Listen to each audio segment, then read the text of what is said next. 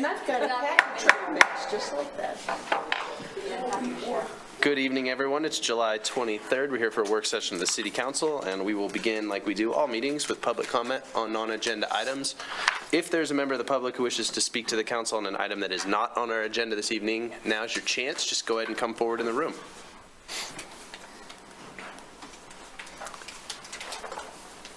All right. Seeing no public comment, I will close public comment period, and we're going to open our work session, traffic calming principles and bike boulevards. City Engineer, welcome, and thank you for being here. Yes, thank you for having me.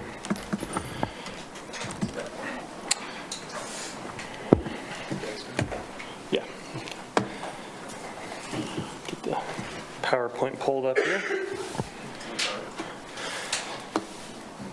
So, Honorable Mayor, members of council, so tonight we'll be talking about some traffic calming and then bike boulevards. I'll be giving you a high-level overview of this, and kind of with this presentation, as you may have seen in the packet, a picture's worth 1,000 words, so we'll kind of be showing just a lot of examples and kind of giving a high-level overview of those type of examples. And then we'll kind of be talking about how the city implements some of these and some of the projects we had kind of at the end, just to kind of let you know about that. So, Did you turn it on? No. Not the right arrow. yeah. All right. So to start with, I did provide some resources. For traffic calming, I provided a resource from FHWA. I'd encourage you, if you have more questions, you can always reach out to staff, but this is a very good resource. It's going to give you a high-level overview of different types of traffic calming. It'll also kind of give you some pros and cons as you kind of go through it. So let's kind of define traffic calming. FHWA defines the traffic calming as the primary purpose of traffic calming is to support the livability and vitality of residential and commercial areas through improvements in non-motorist safety, mobility, and comfort. These objectives are typically achieved by reducing vehicle speeds or volumes on a single street or a street network.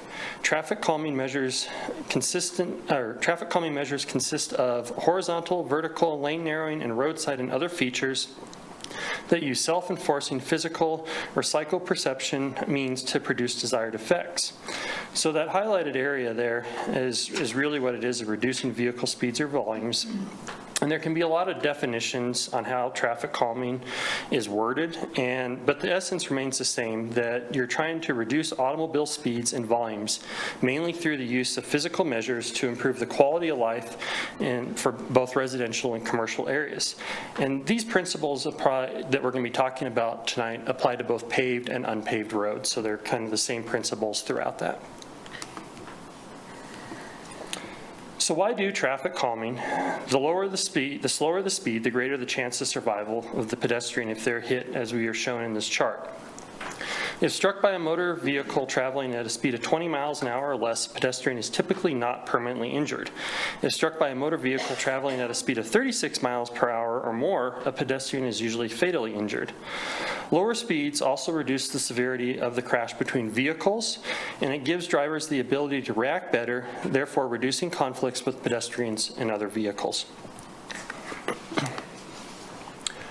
So we're going to be looking at 4 types of traffic calming tonight, and we'll kind of break these down into more detail. First is vertical deflections, horizontal deflections, street width reductions, and routing restrictions. So as I stated, we're going to be giving a high-level overview of these and some examples. And all traffic calming should be analyzed and designed before implementation. There are several variables that need to be looked at to make sure that these work and that they actually don't cause more problems by implementing them. You can cause a lot of problems with drainage in an area as we kind of look at this, or emergency vehicles, and several other factors can be applied with that. So the first one we're going to talk about is vertical deflections, and it's speed humps. This isn't a speed bump. Many people are familiar with a speed bump. You're going to see a lot of these in like a commercial parking lot. Speed bumps usually are pretty short, 1 to 2 feet, maybe 6 inches in height, where a speed hump is going to be about 3 inches in height and about 12 feet in length. So you're going to feel this, and you're usually going to probably try to do this at about 20-25 miles an hour. So it's not going to be that jarring effect you feel with the speed bump, but you are going to want to slow down as you hit this, otherwise you'll feel it with your vehicle. So a speed hump's going to cross the entire road. You're going to see these a lot in residential areas, possibly if you do want to implement these, and it's just to kind of slow traffic. It's one of those vertical deflections. Next thing we're going to look at is a speed cushion. This is very similar to a speed hump. The biggest difference is you're going to see in this is cutouts in the speed hump. What these cutouts are for is you might put these on an area where you have like a transit route where you have buses. So those cutouts are set up that the transit buses can then travel through without hitting that speed hump, but passenger vehicles would still hit that speed hump. Emergency vehicles can also travel through that, so it's not to impede that emergency vehicle route. So very similar, just one has cutouts and one does not. Next one we're going to look at is a speed table. This is also very similar to that speed hump that we were talking about, but that speed table is going to have a flatter tabletop on it. It's about 10 feet in length, so what that allows the vehicle to do is kind of go over the hump and then not just have that direct impact and kind of smooth that ride out for the vehicles. You'll see a lot of these more for like a raised crosswalk than just kind of by itself. And we'll talk about that just in a second, but what that allows is to draw attention to those pedestrians as they're crossing through that. The one here actually has a choker on it as well, and we'll kind of talk about that as we get into horizontal deflections. You can get into offset speed tables. Essentially the same thing as a normal speed table, but instead of going completely across the road, you're going to have those offset. What this allows to do is emergency vehicles to kind of weave in and out of those so that you aren't impacting an emergency route with that speed hump and allowing them to still go through, but still getting that traffic calming measure with that for vehicles. Next one we're going to talk about is a raised crosswalk. Raised crosswalk, again, similar to the speed tables we talked about, but you're going to have a crosswalk in here. You're going to see a lot of these with a bulb out. That raised crosswalk could be the same height as the sidewalk through there. So draw attention to pedestrians crossing there. That's really where you get that benefit. These can be at intersections. They can also be at mid-block to try to draw that attention to that. And the last one we're going to look at is a vertical deflection is a raised intersection. So what you're going to do with this one is you're going to raise the entire intersection up. Many of you may remember this as we went back in 2015 and we did the Ivinson conceptual plan. This is actually what the conceptual plan came up with for 15th and Ivinson. What this does, and this picture here doesn't show it, but we do have, usually you have a raised crosswalk as well with that. So it's kind of raising the whole intersection up. It's raising that crosswalk up. It's making it all really at sidewalk level to draw attention to that crosswalk to slow traffic. It does have the advantage of being able to provide that traffic calming in both lanes of traffic as you're going through the intersection since you are encountering those. And it's also going to improve that pedestrian crossing as well through that. So that kind of summarizes some of our vertical here. As we kind of look at this though, vertical deflection is difficult in Laramie. We get snow here, and a lot of these vertical deflections make it very difficult for snow plowing with that. So you need to take a look at that when you're looking at it. Speed humps and cushions are more of that abruptness of it, and if a plow hit those, there's a good chance that that would damage either the plow or that speed hump as you're going through that intersection. A speed table, since it's a little bit more tapered, or a raised crosswalk or a raised intersection, could possibly be used, but you need to get that taper length going a little bit longer so it's a much more gradual transition to better accommodate those plow trucks. And even with all this, our maintenance staff in the streets and emergency vehicles have expressed concerns as you kind of look at these vertical transitions. I know when we were going through the Ivinson, there was even some concern about like emergency vehicles crossing over that, or bottoming out, or just some things like that. So there's definitely a lot of considerations. Definitely not impossible in Laramie, but it's a little bit more challenging here with snow removal and everything else that we just kind of need to look at if we ever implement any type of a vertical deflection. All right, next one we're going to go into is horizontal deflections. We do have a few of these in Laramie, and we'll kind of be looking at these. First one is a lateral shift, and really what the lateral shift is, you're going to try to transition your traffic across, like kind of move it to the other side of the road as you're looking at it. You can do this with striping, as shown in here, and that's okay. It's better sometimes to put a median in. What that does is that kind of forces traffic to move over there. When you use striping, you do run into the possibility of a vehicle not shifting and kind of moving into that horizontal lane. So you just kind of have to watch that and make sure that you're applying that in a good location. But as we look at this, we do have these in our downtown area. Now, I'll be honest, I don't know the full history of why these were put in the downtown, whether it was for parking or not, but it is a lateral shift that we do have down here. And we have these as you kind of switch back and forth between that diagonal and parallel parking that goes on. So it does have that effect of traffic calming in our downtown area. The next one we're going to look at is called a chicane. I haven't seen too many of these in Wyoming, but you definitely see a lot of these on the East Coast. They're pretty popular out there. You can see them with curb and gutter, seen with posts, different alignments with that.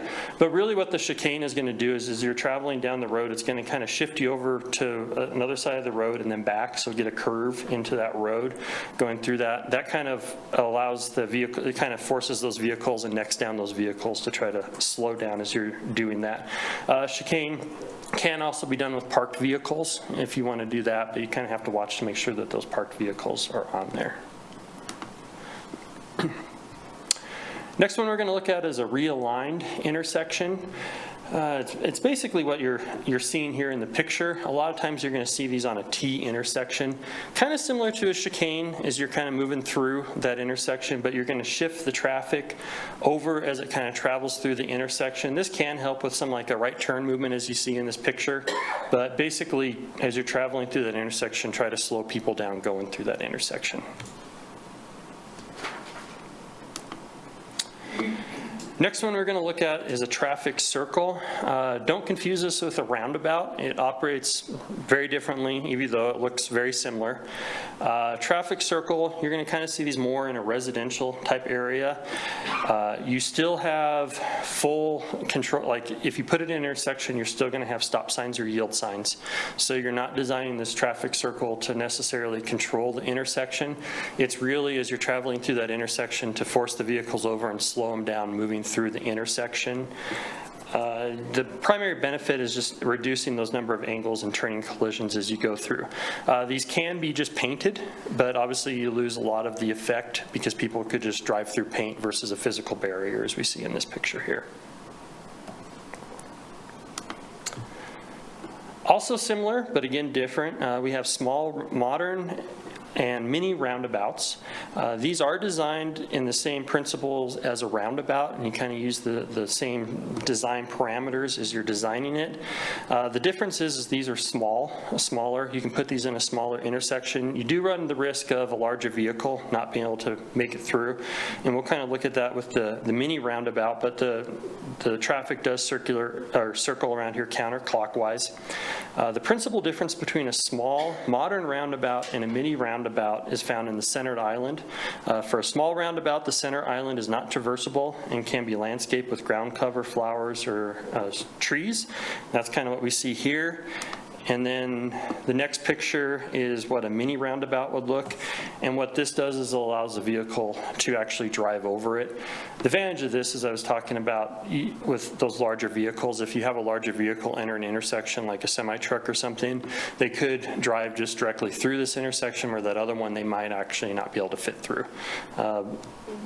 Semi-traffic, larger vehicles is always definitely a challenge as you kind of look at traffic calming. You need to look at that. Next one we will look at is roundabouts. I think most of you guys are very familiar with these. We've had a lot of discussions with these over the past. The picture here we have is our Cirrus Sky roundabout. We are also, as most of you are aware, worked with UW to install 2 roundabouts along 15th, one at Ivinson and Willett. And actually the Ivinson, the curb and gutter was just poured last week on that, so it's kind of moving along there. So they're hoping to have that done here soon. Roundabouts are going to slow traffic as they move through. You're going to put one of these in a typical area where you'd actually have like a signalized intersection. The downside to a roundabout, though, is you do need a lot of right-of-way. You know, most of our arterial streets have about 100 feet of right-of-way. To put in a roundabout, you're looking at roughly 150 feet of right-of-way. So, you know, if you're looking at a new area development, it's a little bit easier to put that in where you can acquire that right-of-way. But to go in and put this in an area where we don't have an existing roundabout, it can be difficult. Roundabouts do have a lot of benefits as you look at them. One benefit that you do have versus a signalized intersection, so with a signalized intersection you could have vehicles tee each other, basically run directly into the side of. That can be a much more severe wreck that kind of occurs in that intersection.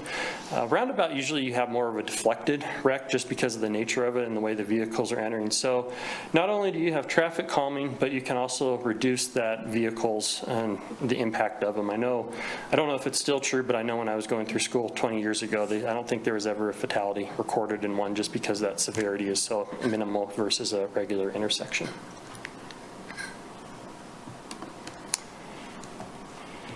So horizontal, obviously we do have more in Laramie. They're easier to install. They give you some more options. We do have to watch out for them though. Make sure that you're not putting them on major routes. You know, plowing, even though you do put them, there's other options for plowing. Hitting some type of a concrete barrier out when you're plowing in the middle of the night can be pretty negative to a plow truck and cause severe damage. So definitely have to watch for them. Large trucks, as I noted as well, can definitely be challenging as you design some of these and making sure that you're not going to impact deliveries to a business or something like that as you're looking into that. All right, next one we're going to look at is street width reductions. Yes. City Engineer, just one second. Councilor Gabriel has a question for you. Since you're talking about roundabouts, the ones proposed at Ivinson and Willett, they're just going to be standard, no really special features to them? I'm a mayor through you. Yes, those are mostly just your standard roundabout. We did get right-of-way acquisition with those to make those fit, so those do fit in. When we were looking at those, we did account for pedestrian activity, so that would probably be the only thing is we made sure that pedestrians aren't crossing in certain locations and forcing them to others, but for the most part, those are your typical roundabout. Thank you. Thank you, Councilor. All right, back to you. All right, street width reductions. We do have a lot of these in Laramie. First one we're going to look at is called a corner extension. Many of you may recognize this more as a bulb out. The intersection we have here is at 18th and Rainbow. When we redid 18th Street, we looked at this and kind of analyzed the intersection. We were seeing a lot of earlier we received complaints about high speed through this area. We also had noted that we do have the park here and we have a lot of pedestrian access. There's the retirement home up the street. So when we designed this intersection or this road, we actually took a step back and thought maybe bulb outs would be a good location here. So we did install these at 18th and Rainbow. Really all you're doing is you're going to reduce the road width. Has advantages of you're necking down that road, which is going to force or not force, but make drivers feel like they need to slow down. The other advantage of when you put in a bulb out is it does reduce the pedestrian crossing width that you have on there, so they don't have as long to cross the asphalt. It also puts that pedestrian out into the road while still staying on the curb. What that allows is for people as they're traveling to be able to see that pedestrian and hopefully stop so they're not kind of hidden behind some kind of tree. It actually kind of puts them more visible to the drivers going down. So there's a lot of advantages. Some of the disadvantages you can face with these is you got to make sure that a large truck can take the corner. As we were designing 3rd Street, we kind of actually looked at some of those, and some of the 3rd Street design only can actually handle fire engines and not the full semi. And so you just kind of have to look at that and weigh your options and kind of figure out exactly how you want to move forward with that as you're looking at those.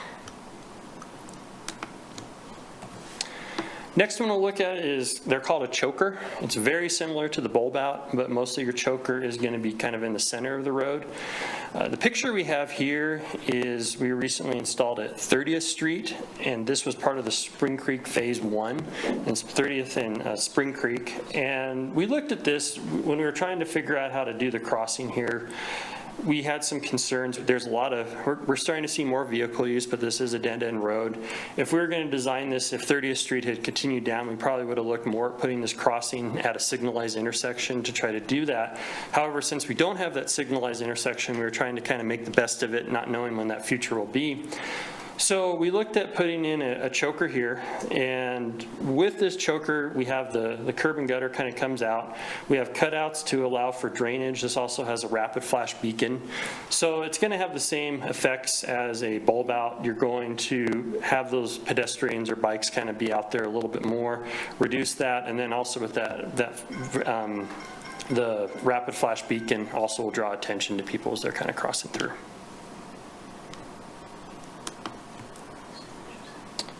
Next we're going to look at is a median island. This is not like a median that we have down Grand Avenue. You're not going to try to divide traffic with this. A median island is basically putting that choker in a way out in the middle of the road. A median island has the advantage of you have a pedestrian refuge island as you're going through, so maybe in a heavier area you could cross halfway, pause, wait for the traffic to go, and cross again. The picture here we have has also a choker and that median island. These also can be painted, but again, with paint, it's just not as effective as a curb and gutter. Another one, on-street parking.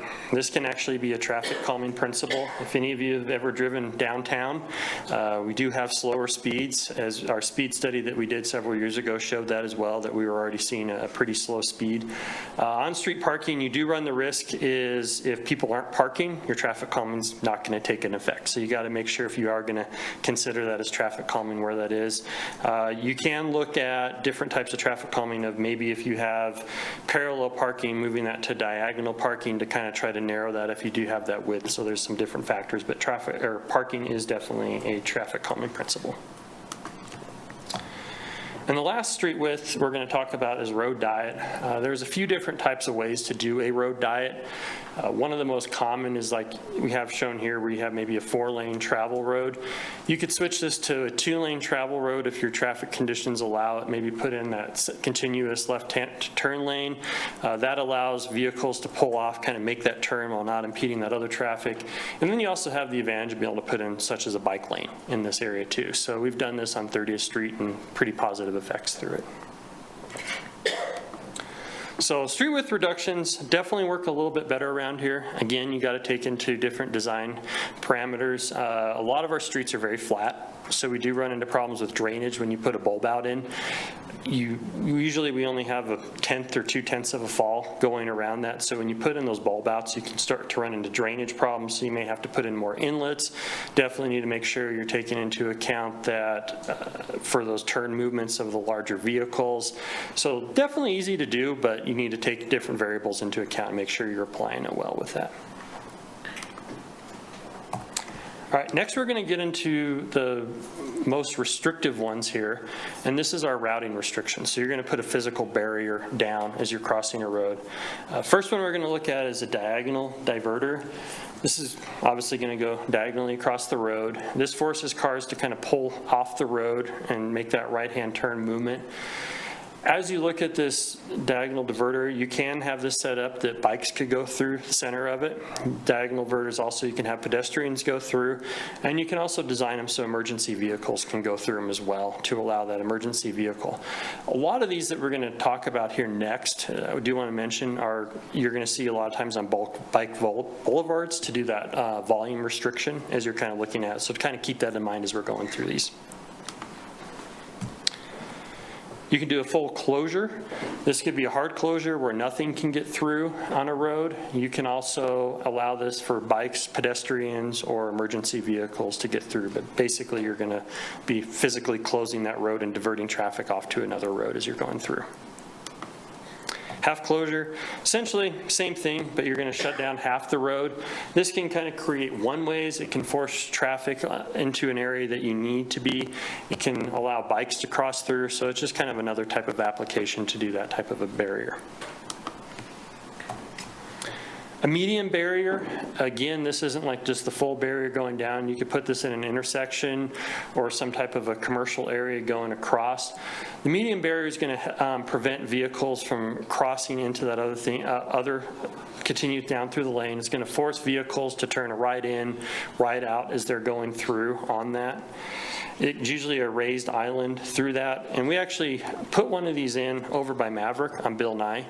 As this development was going in, there was kind of concerns with that proximity of their exit to the Bill Nye and 3rd interchange, so we actually put in a median barrier there to prohibit any kind of left turns going in there, and it's that right out only there.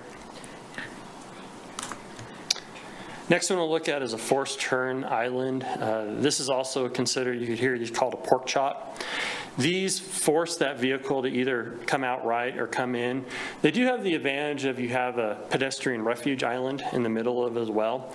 The disadvantage of some of these is you have to make that angle pretty sharp. A lot of times drivers, even if they kind of know they're not supposed to do that, will still make that left-hand turn movement even if you're trying to prohibit it.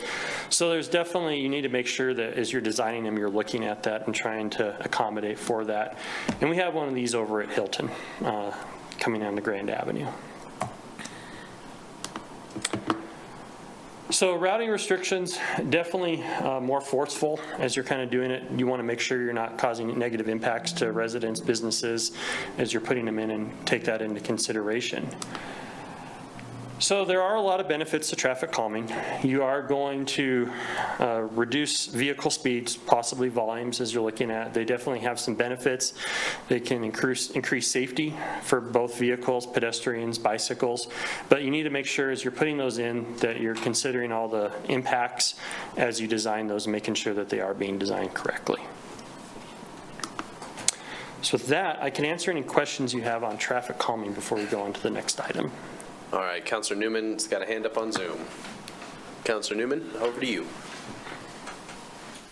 This will go along with the email that I sent. Which one of these traffic calmings do you think would work the best on the unpaved roads we have here in Laramie? Yeah, my Mayor, through you. So unpaved roads are a little bit more difficult. A physical barrier putting on those paved roads can be challenging to put in. Really, any of these could work. Some of those horizontals we could put in on those unpaved roads. You'd have to look at the exact area. The problem you're going to run into on some of the unpaved roads is making sure that drainage is still going to function. You are going to be putting a curb out in the middle where there doesn't exist curb. We did look quite a bit into traffic calming on unpaved roads and really didn't find much out there. When, you know, the traffic calming is you're putting that physical barrier, and there's not much physical barriers on an unpaved road to make that work. So there are some different options. Really, any of these could be applied, and you have to look at the exact area and see what could be applied best, but trying probably to narrow that road down or seeing exactly, it kind of depends. Are you having an issue with an intersection? Are you having an problem mid-block? Possibly look at some of those type of solutions out there. And you know, Councilor Newman, I spent some time after reading your email today thinking about this, and one of the things that felt it's not separate from this conversation. It's the reason you requested this work session, but is different than the engineered option.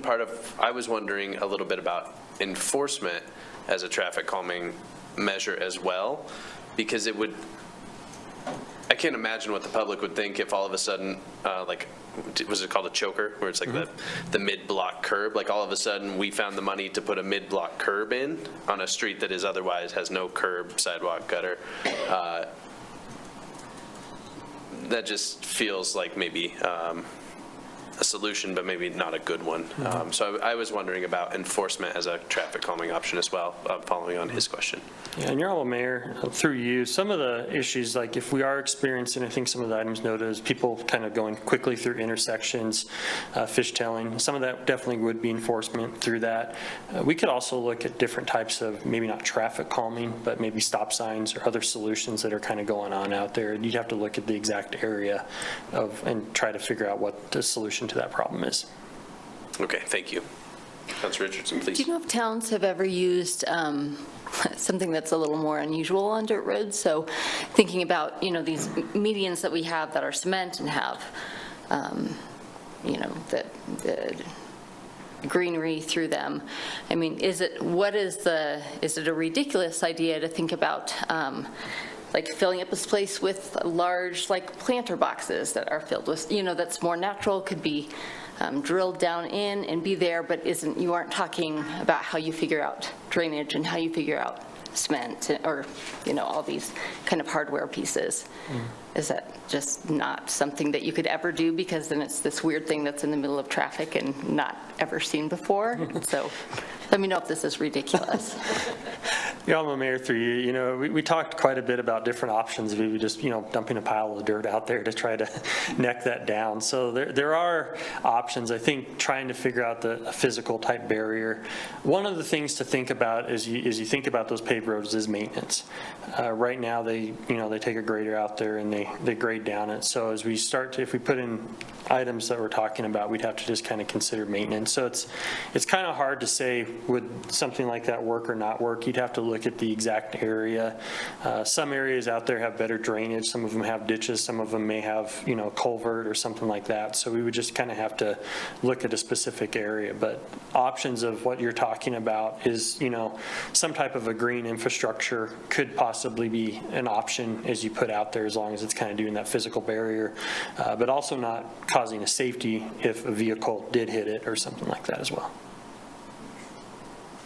Thank you, Councilor. Other questions about traffic calming, council members? Councilor Sorry. Richardson, please, and then I'm coming back to you, Councilor Newman. Oh, Go ahead. sorry. One other question. So when we are thinking about, I guess, have we thought about what streets we are contemplating? I know there have been some kind of lists and ideas around what streets we've been contemplating kind of focusing these measures on. Has there been any thought on what streets we'd start on potentially and what that would look like, and what, that's all. Yeah, Your Honorable Mayor, through you, I'll kind of get to this a little bit at the end, but a lot of when we're looking at these type of measures, we're going to look at that as we're designing any type of road, whether that be a capital project or a development. Another item where it could kind of come up is if we have a complaint in an area. So we're not necessarily going out and specifically trying to look for areas like a priority list for traffic calming. That's not to say that if we saw an issue in an area, we may not try to address it through something like that, but we're going to probably look at implementing these as we already have a construction project. If a complaint came up, we would look at it, but traffic calming, a lot of these can be expensive as you're putting it in. If you do it as part of a rehab project or with additional work going on, that can be reduced. You're still going to have additional, but you're still having to put concrete in, so it can kind of be a little bit of a washout on that, just a slight expense increase.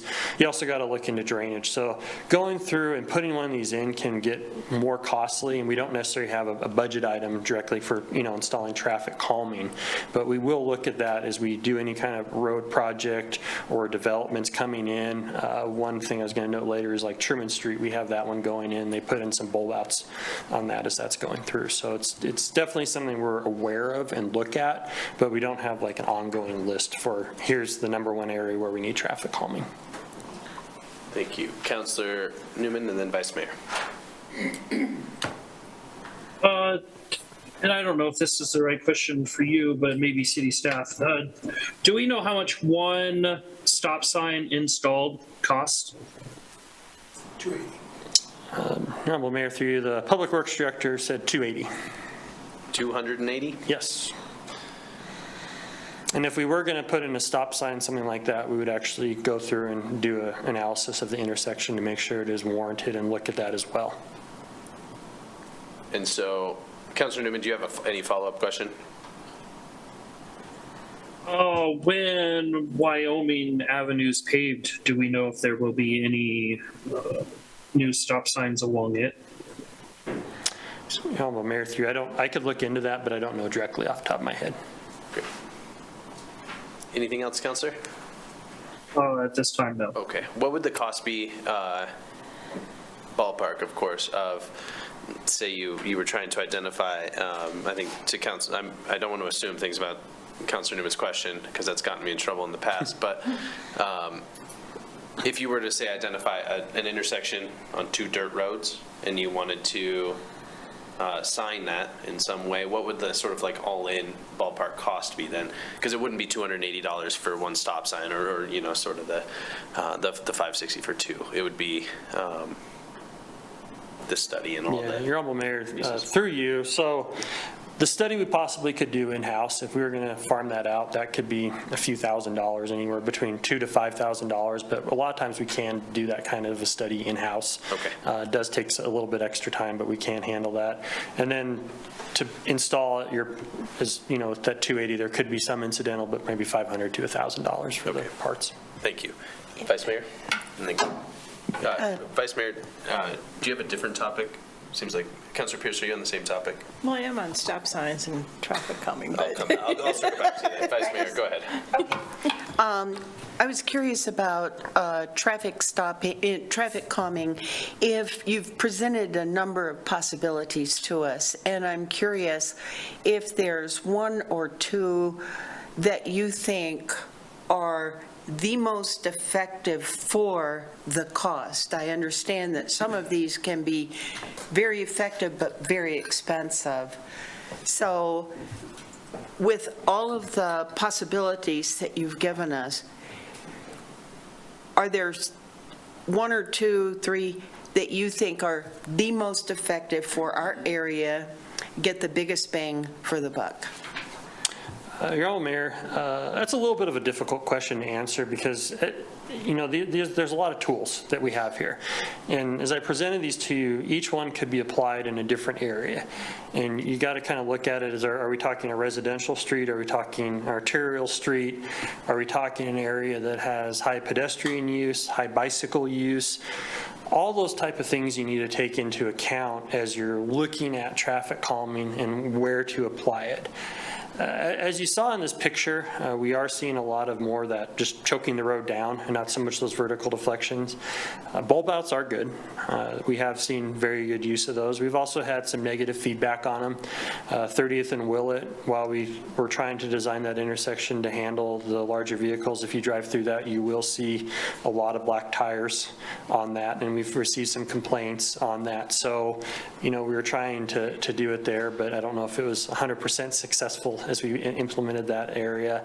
The 30th Street, that choker, same principle, seems to work fairly well. We'll kind of, time will tell. That bike path is, or shared use trail is just kind of getting heavy use now. The vehicle parking obviously works in the downtown, so it really kind of depends on that area, but definitely some of those narrowing the road down seems to be the most effective on some of those areas. Thank you. Councilor Pierce. Yeah, thank you, Mayor. I just want to mention kind of a public service announcement to some extent, is whenever I've had a constituent in the neighborhood call about maybe we need a stop sign here because we may have missed it in the whole process of designing a neighborhood, and this specific area was south of Spring Creek, and I brought it to, I think it may have even been you, Eric, or Janine, or somehow, and you were responsive, and you did get out there and put a couple stop signs up, because it was just one of those situations where I think the area grew so fast, and potentially a stop sign here and there may have fallen down, and all of a sudden you end up with a situation where you have a number of blocks without any slowing down, right? So if folks in the community actually see a situation like that and are observant of that, you know, we are responsive to that need and get out there and pay attention to that. And it was quick. I mean, the guy sent me back an email like, I can't believe I actually had a citizen thing, and I called and it worked, you know, so that's good. Thank you, Councilor Pierce. Other questions, council members? City engineer, one of the things that I was thinking about along the lines of traffic calming, the council adopted money for the implementation of Sharrows, sort of like a Sharrow network in maybe generally around the university, sort of into the tree neighborhood and things, though some of those specifics are on you all. But what I've been thinking about is how to utilize traffic calming to make those shared paths or those shared roadways more safe and become a bit more of like pedestrian corridors that are not only for bikes, right? Like bikes will utilize the roadway and share with cars, parking will still happen, but we also have a need for more, I noticed it when I started pushing a stroller around, that like it would be helpful to have more ramps at corners, and people that use wheelchairs are seeing that every day much more acutely than I am with my stroller complaint. But curious what traffic calming might be appropriate as we look towards that concept. I'll kind of answer that question kind of more broadly, Honorable Mayor, as you know, I don't know how exactly we'll handle the Sharrows as we look with the project that's been proposed, and if we'll do if any traffic calming will be directly needed with that, especially with some of those areas that could be looked at. We could have already vehicles necking that down and what those options are. As you look at traffic calming, though, there are ways to incorporate bikes, and we'll kind of look at that a little bit more as we kind of dive into the bike boulevards, but bicycles can travel through, say, like a choker or something like that as you're kind of looking at those traffic calming. And it really depends on what you're trying to achieve with that as we kind of move forward with that. How much you're trying to limit vehicle volumes, vehicle speeds, and what that need is. If you already have if we're putting a Sharrow where there's already we're already seeing a slow speed, there may not be a direct need to spend the money on traffic calming because it's not going to necessarily improve the area if we're already seeing a vehicle speed at like 20 miles an hour. Where if you're putting something on that we're seeing maybe 30 miles an hour, maybe some speeding at 35 or something, very high volume widths or things like that, there are some possibilities. So it kind of depend on where those exact locations are chosen for that, whether they're actually a need for them or not. But as you look at traffic calming, there's definitely ways to accommodate bikes while calming the cars, allowing those bikes to continue through and not necessarily limiting those, but reducing that, trying to slow those vehicles down. Does that answer your question with that? Yeah, it does. Yeah. And I imagine to your earlier points, much of it will be specific to the exact location and the sort of relationship between the bikes and cars at that point. But yeah, that is helpful. And then my only other question is how is the city going about identifying places where traffic calming is appropriate? I mean, I can think of constituent comments, certainly about like South Colorado is one in particular that I hear about quite often. How are we going about collecting locations where the public might think we need to investigate further to see if traffic calming makes sense? Yeah, Mayor, the best way to probably handle that would be to contact the engineering office, and we could look into that specific area. We might not be able to go out and fix that immediately, but if there's a development going on, like that's kind of how that 18th and Rainbow came up, is we'd already had some complaints or concerns on that area. So as that rehab project came up, we were aware of those, and that helped us kind of make that decision to put those bulb outs in that area. So if those items do come in, we kind of keep track of those and look at that. We kind of will analyze the area to see what the options are.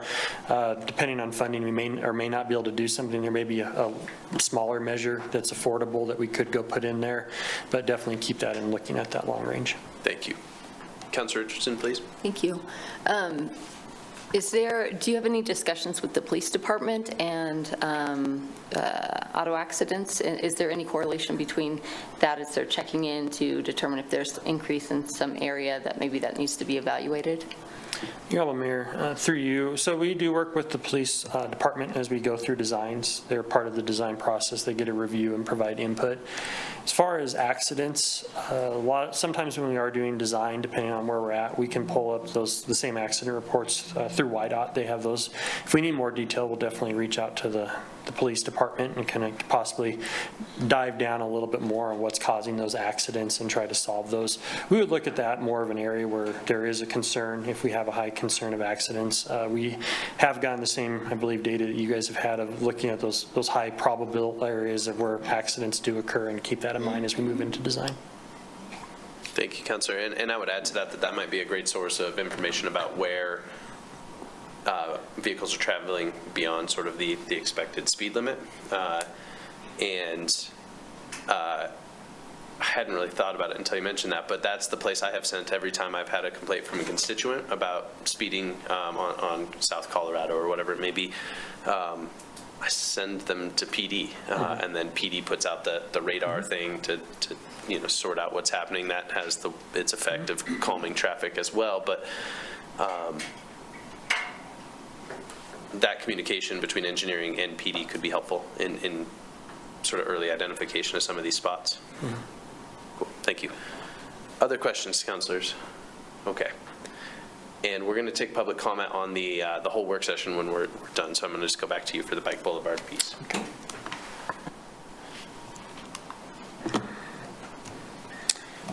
All right.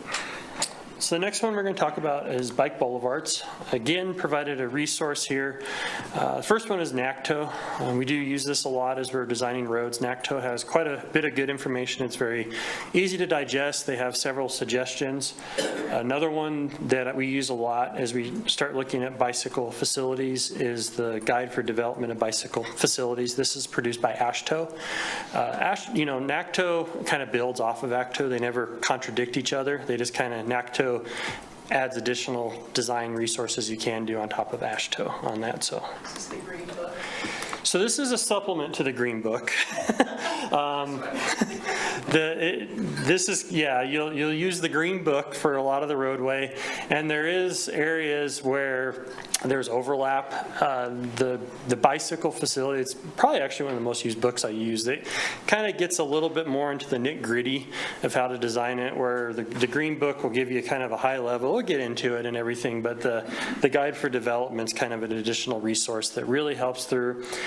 And it kind of dives into all the different types of how to design facilities, what to look for, different parameters on it, cross slopes. It gets into all the nit-gritty for designing these facilities. So, but definitely check out NACTO if you haven't yet. So before we get into bike boulevards, I did kind of want to make sure we're all speaking the same terms and everything and looking at this type of things, and also just kind of give a high-level overview of the different types of bicycle transportation design in the right-of-way.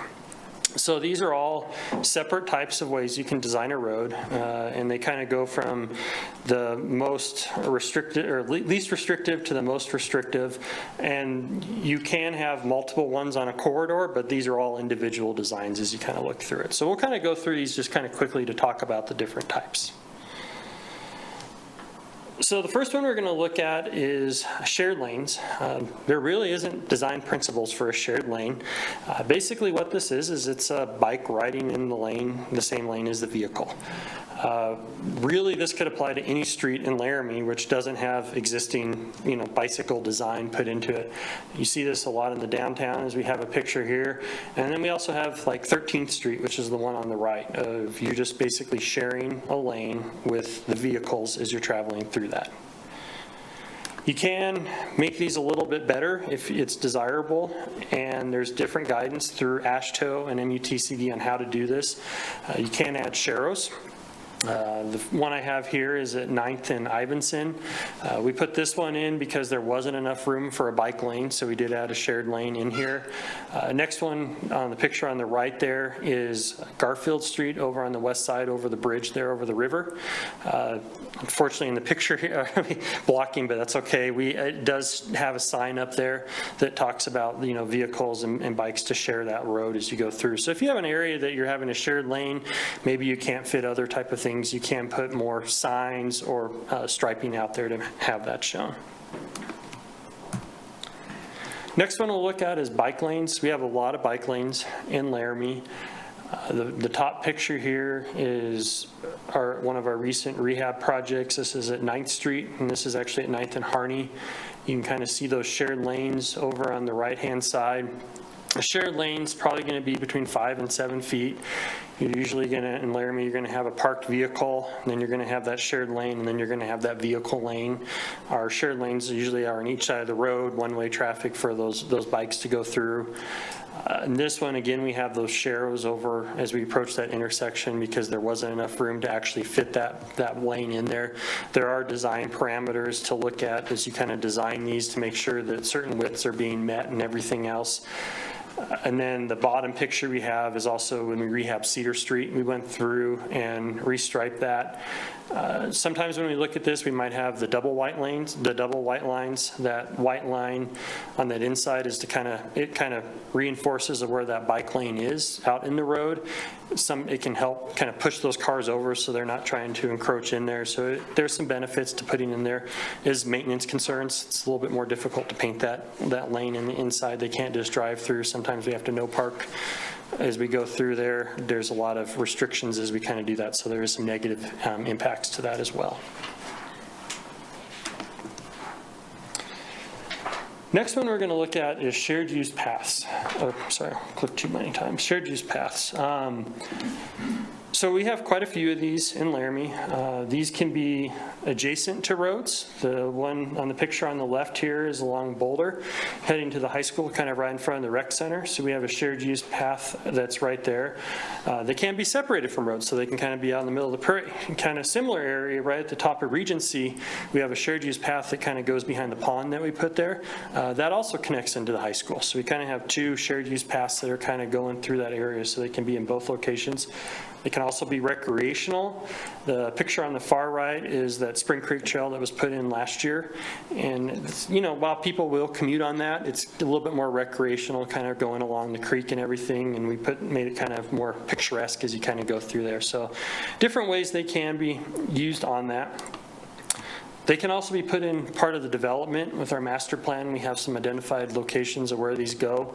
So the shared use path on here off to the left is actually along Maverick and Bill Nye right there. So we put a shared use path, and that's the hope of connecting all our shared use paths. And you can kind of see that in the exhibit. So the exhibit on the right here kind of shows where our existing shared use paths are in Laramie. And I know it's a little hard to see, but ultimate goal is at some point all those kind of connect to try to get a system and a shared use path network system throughout Laramie that our residents can commute on. Now, whether that's going to take 5 years or 50 years, that's a little unknown at this point, but we are making a lot of progress on that, as you can see. There definitely are some design parameters as you look at designing a shared use path. In some ways, it's almost like designing a little mini road. There's cross slopes to look at, how wide it needs to be.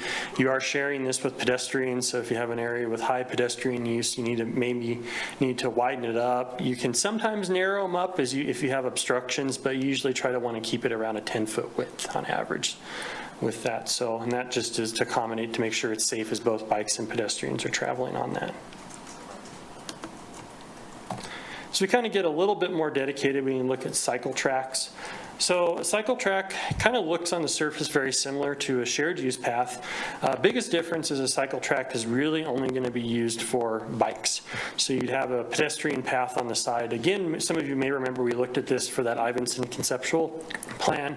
One of the recommendations was a cycle track through there.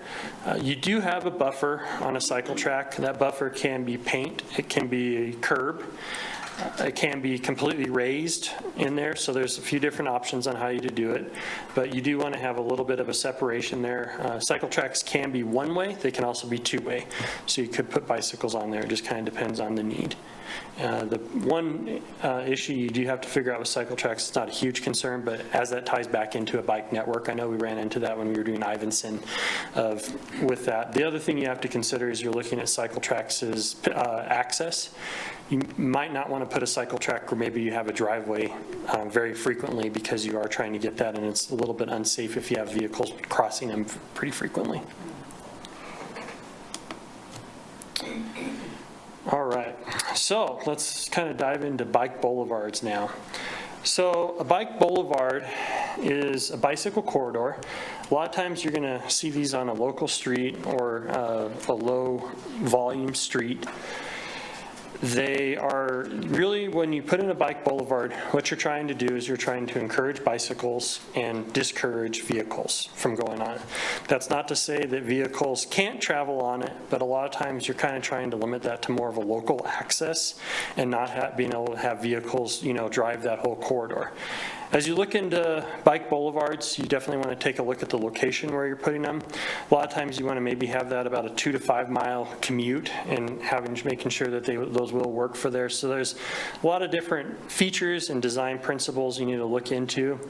They can have several different names. They can be neighborhood greenways, priority streets, quiet streets, neighborhood connections, neighborhood byways, bicycle-friendly streets or corridors, bicycle neighborhood parkways, bike walk streets, or local bicycle streets. So a lot of different communities call these by other names, but you're trying to prioritize bicycles as you're going through with Bike Boulevard.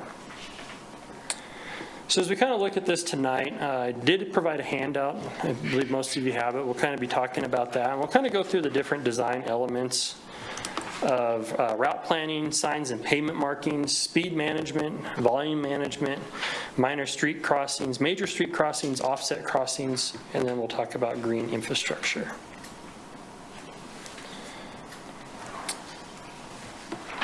So let me pull up route planning on here. So as you look at bike boulevards, trying to figure out where the route selection is critical as you're looking at this. A lot of times these can be adjacent to a high volume road. That's good because that kind of helps people, kind of the same area. People may also not know about it, so you need to make sure that it's going to work. You want to make sure that you're not going to have a lot of major street crossings as you look into it. As you're trying to prioritize those bikes, if you have a major street crossing very frequently, bikes aren't going to maybe necessarily want to do it. So it's not saying it's impossible, but if they're having to stop every 3 blocks to cross a major street, it's going to, adversely impact that as a bike boulevard and everything with that.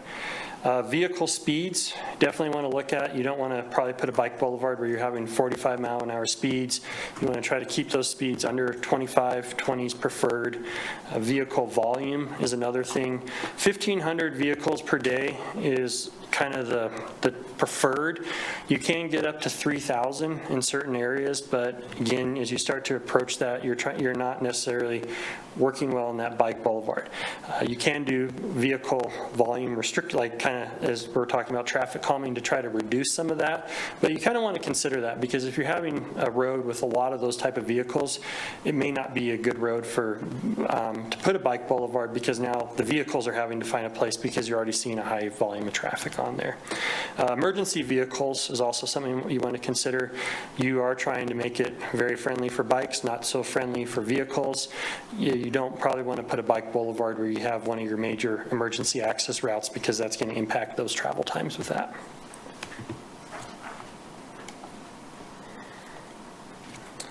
So next we'll talk about is signs and pavement markings. There's about 3 different ways you can kind of do this. You can do modified street signs to kind of let people know that this is a route. You want to try to advertise this. You want to try to get bikes to use that. So that's one of the important things to do, that is let people know what this is. That's going to let bikes know what that is. That's also going to let vehicles know what they're kind of doing on that. Pavement markings are also important. There's a few different ways you can do that. Sharrows is one of them. That will kind of let people know that you're going through there. And then also wayfinding signs. As you're putting this in, you want to direct people to know that this is there. You don't want to go spend all the money on a bike boulevard and then no one knows where that is. One thing I could add to this too is you can make GIS maps, have that available, try to get that mapping out. You want people to know that this is a bike boulevard, that it's not just a normal street that you can ride a bike on. You're trying to draw that attention if you're kind of putting the effort into a bike boulevard.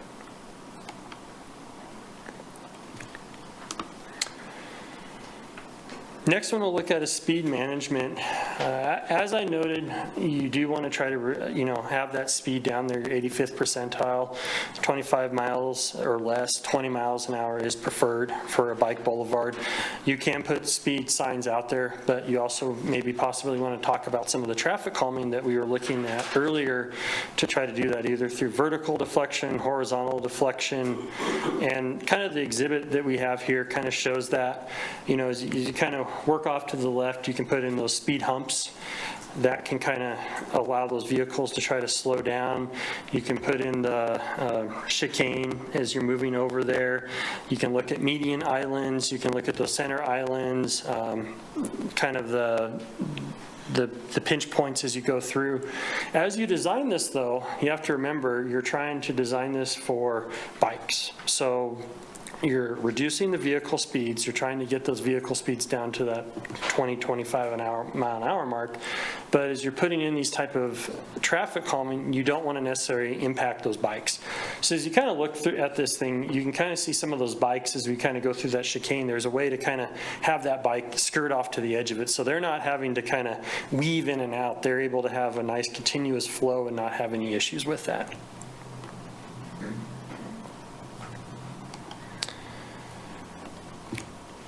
So the next one we'll look at is volume management.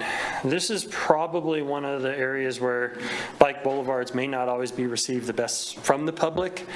As we were kind of talking about, with a bike boulevard, you're going to you want vehicles to travel on it and not so necessary vehicle, or you want bikes to travel on it, not necessarily vehicles.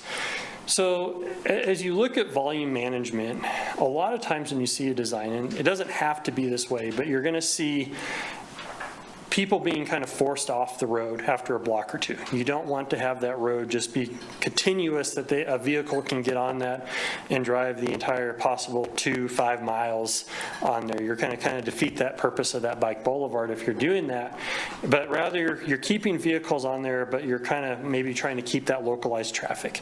That can be received positively. It can be received negatively. As you look at talking about reducing on in front of your house, well, maybe it's great that we don't have, ton more vehicles driving through. It's much quieter neighborhood, could be much more peaceful, everything like that. That could be received very positive. It also could be really received negatively that my office is only a few blocks away and I used to just hop on the street and drive down, and now I no longer can do that and I have to weave in and out of streets. So it kind of just depends on where you're at in the exact area where that's going. Same could be for businesses, could be a positive thing for a business. We've also heard negative of business, and now I don't have vehicles driving in front of my business. You're hurting, not seeing it. So there's pros and cons to that. As you look at this exhibit, kind of gets into those more restrictive traffic calming that we looked at earlier of, partial closures or full closures. We had that diagonal diverter going on, and as you're putting these in, you design it so the bicycle can still travel through, but those vehicles aren't. You're also going to allow probably pedestrians to travel through. It can be set up that emergency vehicles can get through some of these, but you want to make sure that a pedestrian vehicle is not just going to kind of go through that area. So there's lots of different ways to kind of do that, but this is probably one of the, sometimes can possibly be a negative thing on bike boulevards, or at least from the public.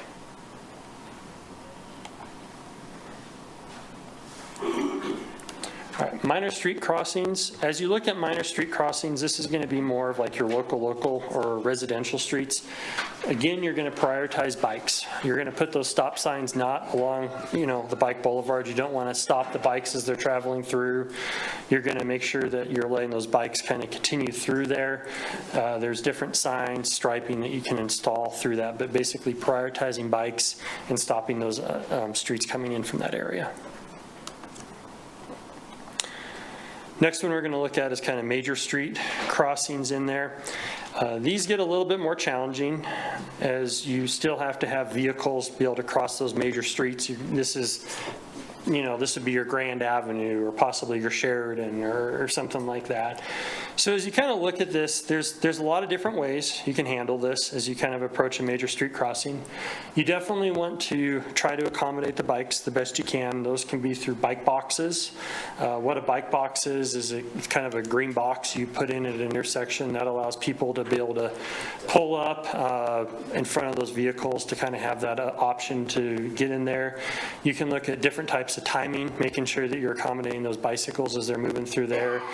There's different methods for striping, signs, all those type of things, but definitely accommodate those the through traffic going through there so vehicles can still go through there, but also making improvements for those bikes as you cross them. Offset intersections is the next one. We do have some offset intersections. You think of 15th Street, kind of south of Grand, you do have some offset. These are a little difficult to design. There's a few different ways to do it. It kind of depends on that area.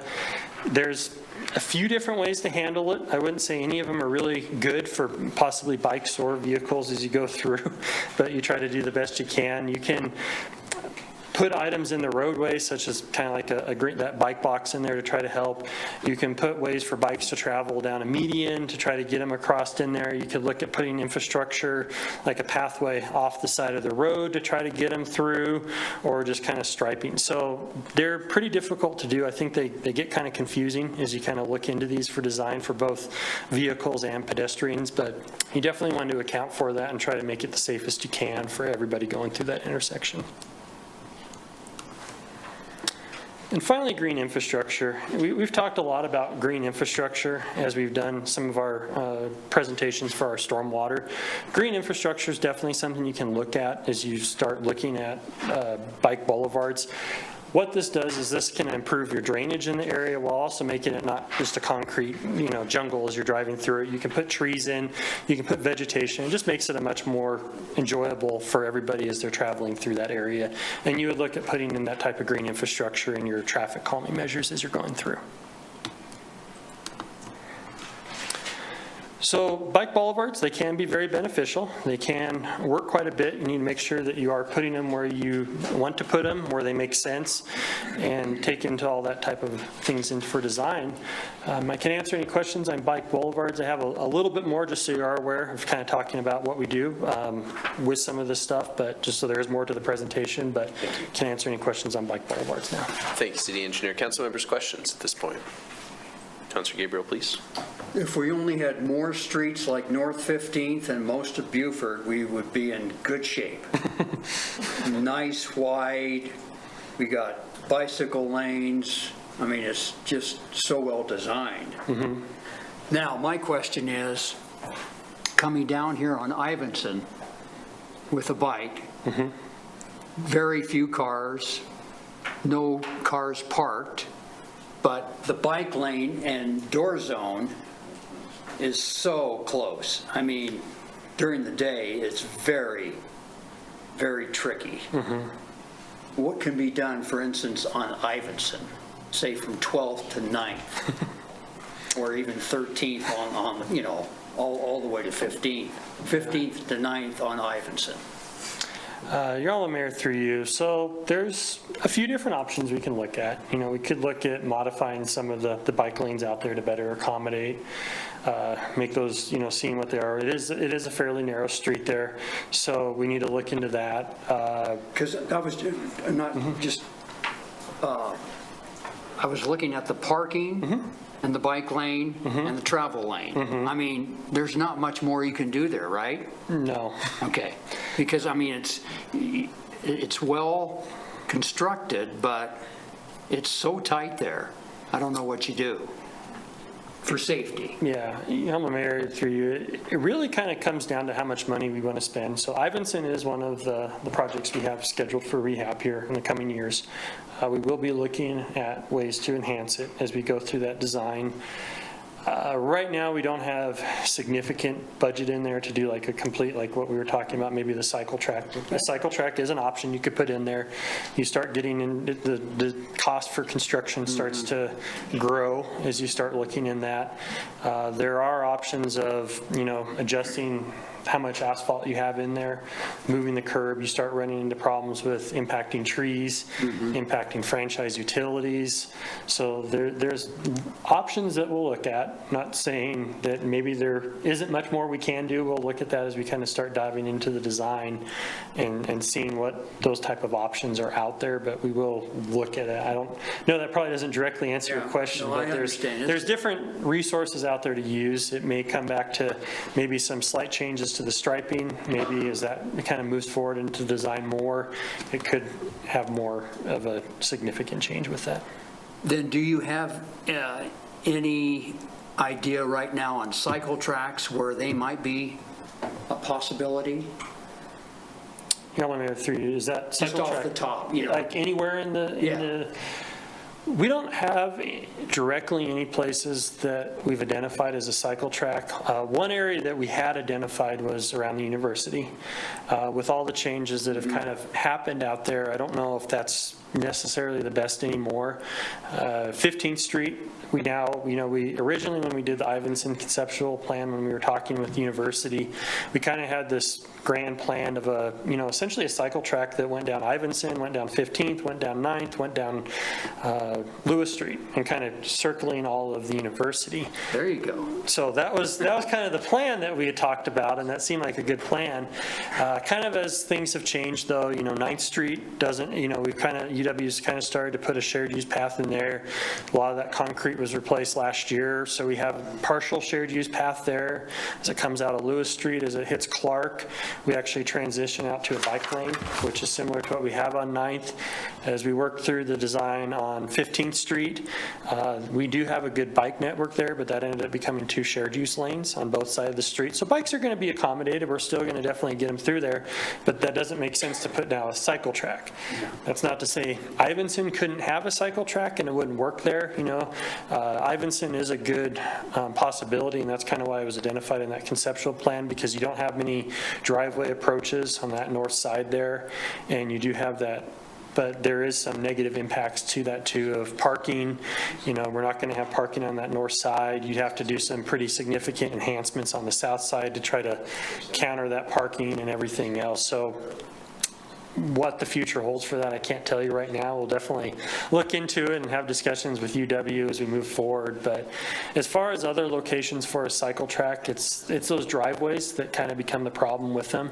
When you install a cycle track, you usually put that cycle track adjacent to like the curb and gutter next to that sidewalk, and then your parked vehicles are more on the outside of it. That's great for a cycle track, but if you have a lot of driveway entrances, a lot of intersections, you can kind of start to run into problems and safety concerns because you're not seeing those bicycles traveling down that cycle track. I know we looked at trying to possibly do it 9th Street west on Ivinson, of continuing that cycle track.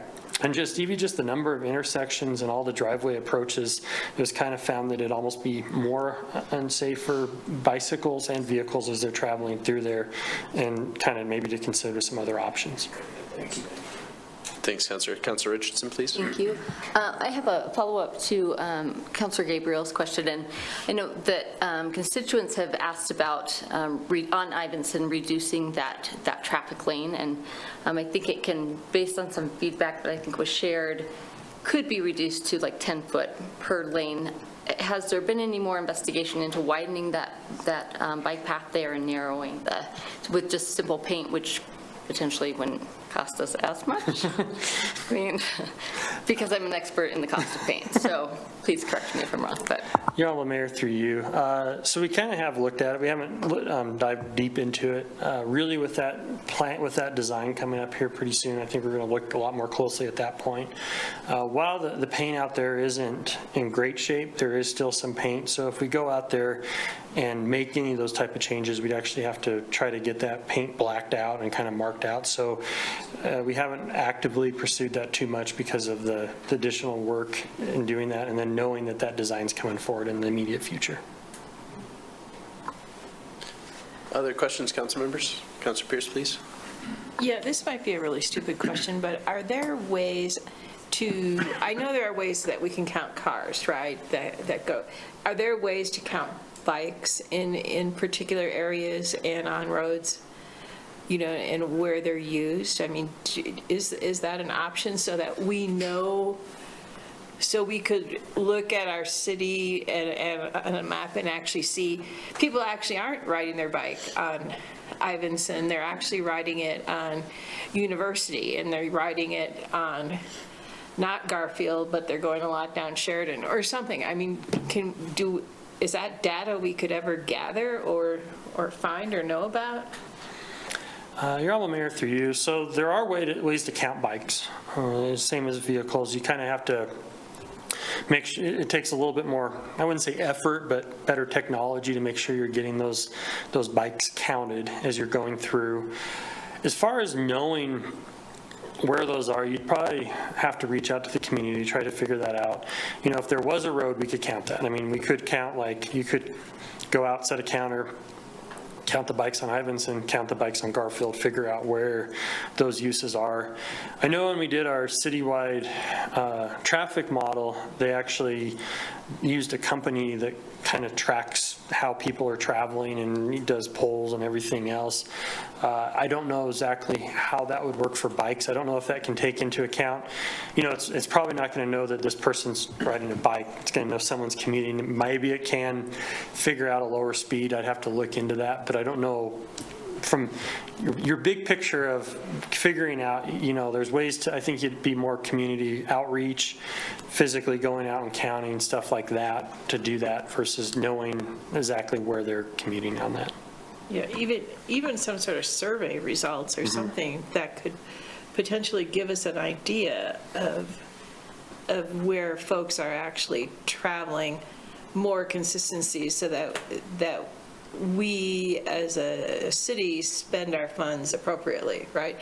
So if we know that University is used much more from, say, for example, campus to downtown, or potentially to get over, west of town, and that would make more sense, right? To design University for bike friendliness as opposed to Ivinson, right? Mm-hmm. So I think figuring out these paths that are used by regular commuters, bikers, everyday folks, I think would be a really good first step, in my opinion.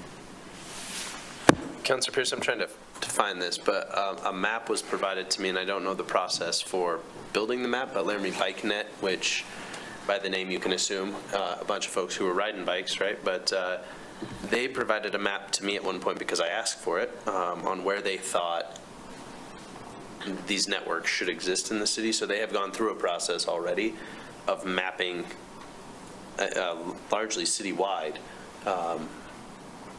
So I will find that and send it to the council so you all have it. But again, I don't, just the caveat, I don't know the process they went through to build the map. But I do doubt it was just one person saying, put them here, so. Yeah. Other questions, council members? City engineer, I'm curious about how we can do this, and I just saw Councilor Richardson put that in our inboxes, the map, so. Yeah, we traded it back and forth, and now it's in your inboxes. But city engineer, I'm curious about the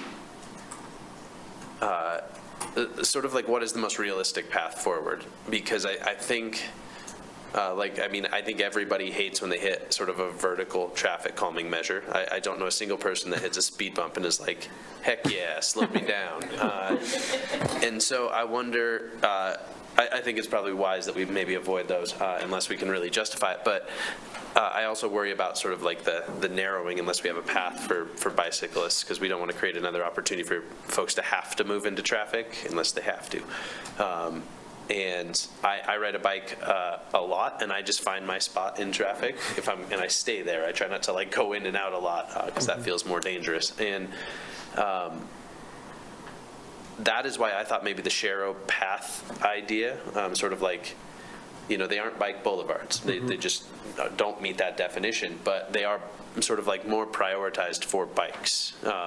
Not to create like a smooth sailing bike ride from 15th to 2nd Street, but you can expect slower traffic, slower vehicle speeds, and some sort of visual. I mean, I like the idea that's in this design guidance about the sort of street sign names being different and distinguishing sort of what's happening, and then other sort of wayfinding that makes them feel is sort of special. And I think that could go a long ways into the public sort of like over time getting on board with this idea, because I'm not sure if the council did something wild and said like, here's a blank check, go build a bike boulevard on Ivinson. The public may lose it. I mean, you indicated some of that, some of the reason why that might happen. I mean, I think there might be applications for where they would make sense, but I am curious if you think that's correct to assume that maybe the Sharrow is the most realistic path forward, and then what it would take to implement that in a bigger sense, like a bigger footprint, I guess, not bigger sense. Yeah, Your Honorable Mayor, trying to understand your question fully. So with our Sharrow project, it's... Sorry, City Engineer, I rambled a lot. No, there. it's fine. Just trying to make sure. I have a tendency to just think out loud for too No, long. understandable. Just trying to make sure. So, with that Sharrow project, it is going to designate, and we'll try to draw attention to that as we're moving forward. We haven't dived deep into the design of that and started trying to figure out where those best locations are. Obviously, putting any type of bike improvements in an area, we're talking about where people are, and that's very important as you're considering all these scenarios and stuff like that.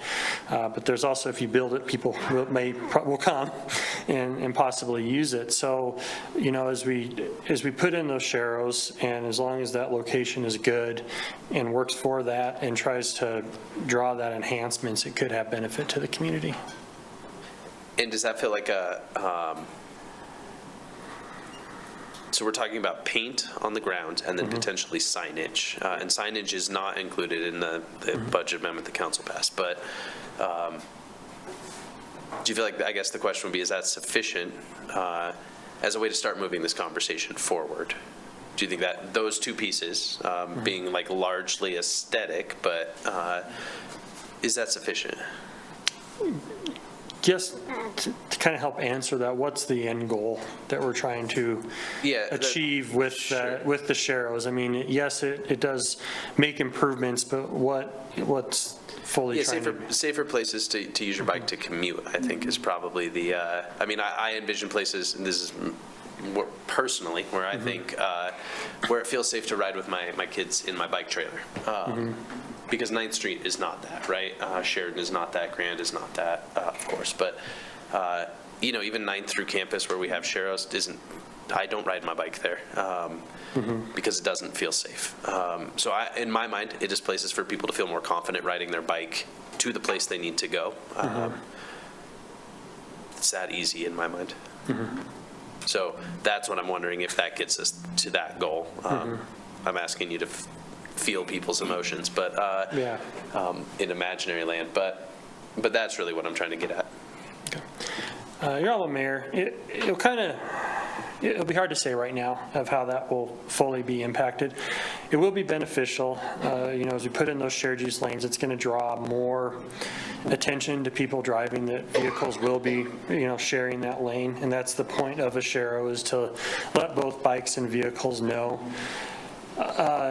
It will be interesting to see. It's hard to say and fully hard to answer that. And the reason why I say that is, like, when we, you mentioned 9th Street. We went through that, and it was kind of interesting because we went through the design of that Sharrow.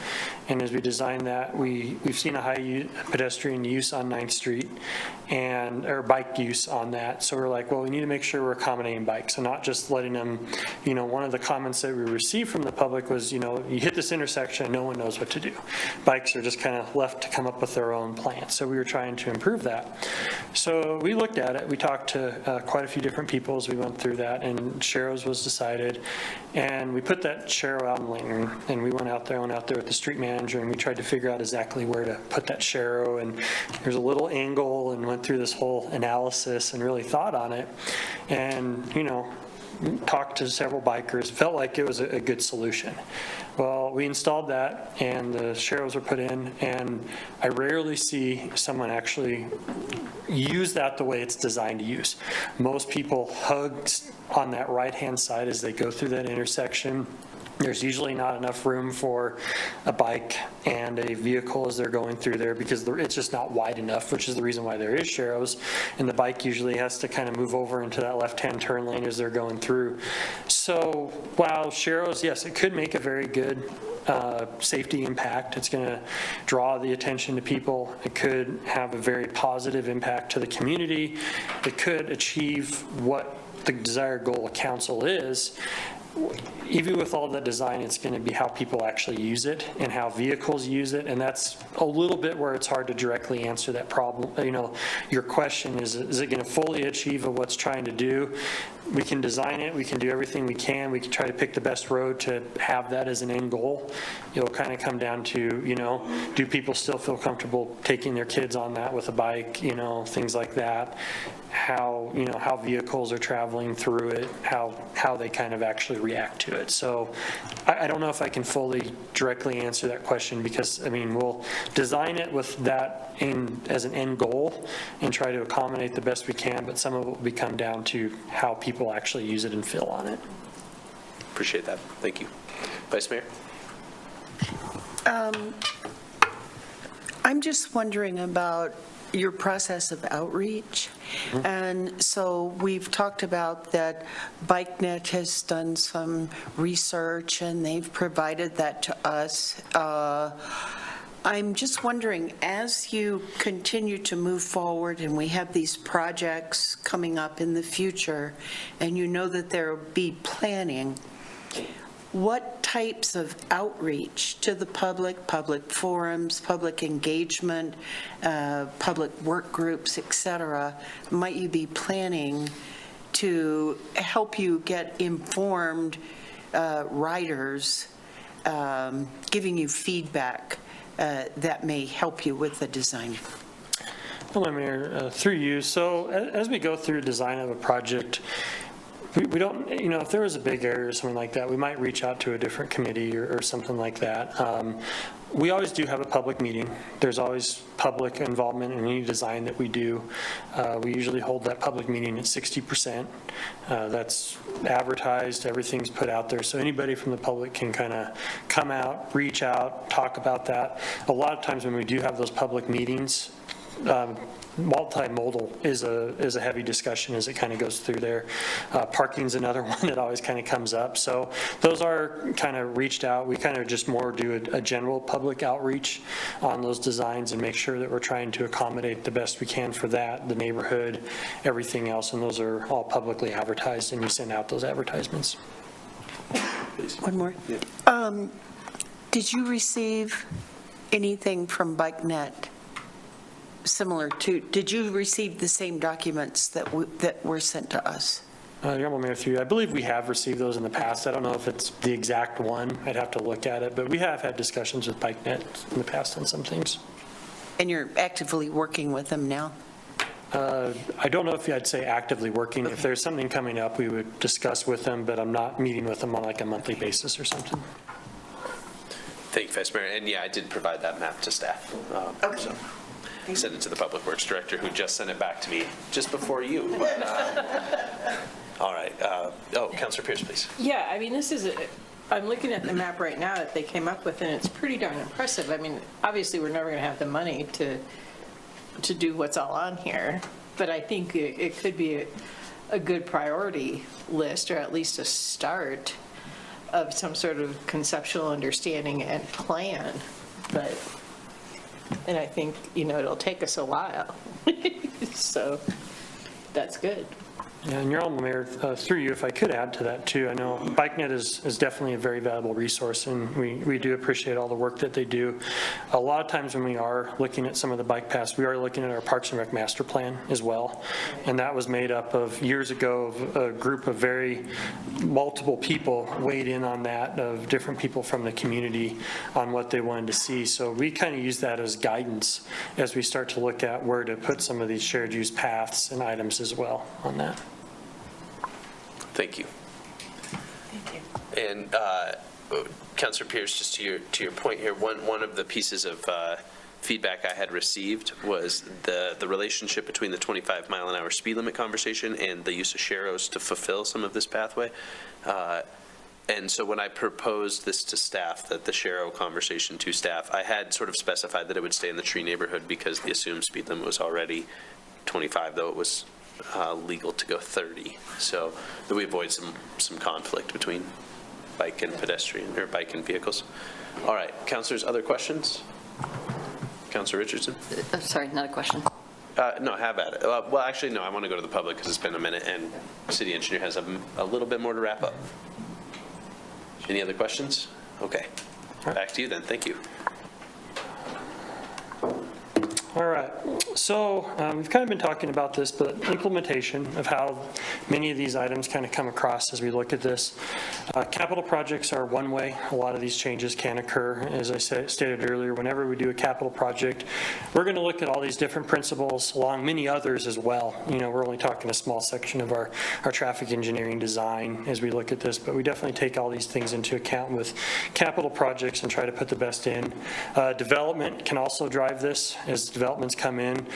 We will look at, like I know that Parks and Rec master plan, see where some of those shared use paths are kind of going in. We may look at different type of traffic calming that's not as common, but there are some requirements in UDC of when those traffic calmings need to be in place and everything with that. If we have an area that we are concerned with, study or plan, we might do that and actually do a full corridor study. We saw this when we did the Harney Street, obviously with the changes of the Harney Street bridge going in. We did that corridor study for Harney Street. We also have the one planned over Corthell Hill as we kind of go through there with the Bill Nye connecting to there. We're anticipating an increase in traffic with the connection to Bill Nye, so we have a study plan for that. We have our citywide model coming up here, so we try to stay on that if we're seeing a bigger concern. As we've also talked about requests or safety concerns, if someone brings anything to our attention, we'll definitely look into it. We can't always address it, maybe because of funding or other things, but try to get out there and do it the best we can with what's going on. And then if staff sees any concerns or something like that, we definitely look at improving traffic as we kind of go through that process. I'll kind of talk about here in just a second, but we do have the citywide aerial that's going out. Part of that aerial is including striping, gathering all the city striping and signs.